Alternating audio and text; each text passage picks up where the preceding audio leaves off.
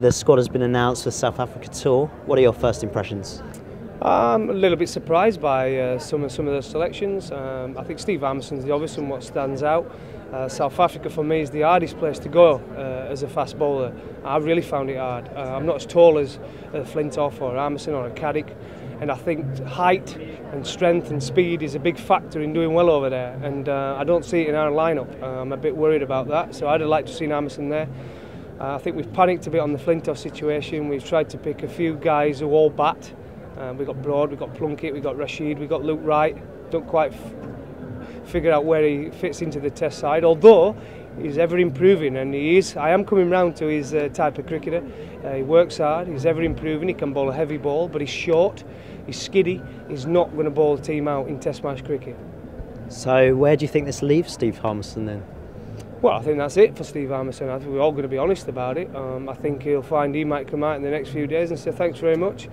I'll stick to playing for Durham. We've been successful. I've had a fantastic time of it, Durham cricket. I'm really pleased for them, and I think they'll go for the treble next year. Steve Harmison will be fresh, and everybody watch out, because he's still a terrific bowler. He's got a lot to offer, and he'll be missed. He'll be missed by England, especially in South Africa. So you're really giving him a bit of a cheerleading session here. Why do you think the selectors didn't pick him? Well, for me, I don't think they picked him purely because he said he was unavailable for Australia next year. I think that's the only reason you can leave him out, especially when you look down the line. With Flintoff gone, we needed someone. Anybody who knows anything about cricket, who's played for England over a period of time, says pick Harmison. He's Surrey and Botham. Pick Harmison.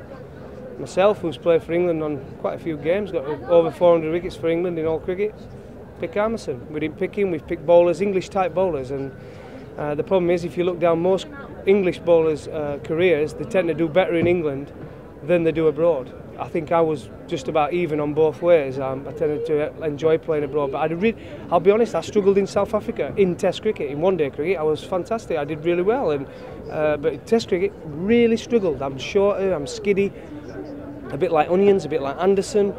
We need someone who can hit that pitch hard and bowl 90 miles an hour, and Steve Harmison is the only one in England who does it. Probably Saj Mahmood's a close second. So without Freddie and without Harmison, do you think we're going to struggle down there? Well, I don't think we'll struggle. I think we've got some good Test players. I think we've proved that this year. I backed England to beat South Australia comfortably. I didn't think Australia had anyone who could bowl England out. South Africa, it's a different matter. The pitches are probably going to be flattish. I don't know how we're going to bowl South Africa out twice. Steve's supposed to have said to the selectors that he wouldn't have gone unless he was guaranteed a first team position. Do you think that's a dangerous demand to give? I think that was a dangerous demand. I think what he wanted was, he finished the series, he finished quite well against Australia. I think all he wanted was to get a start in South Africa.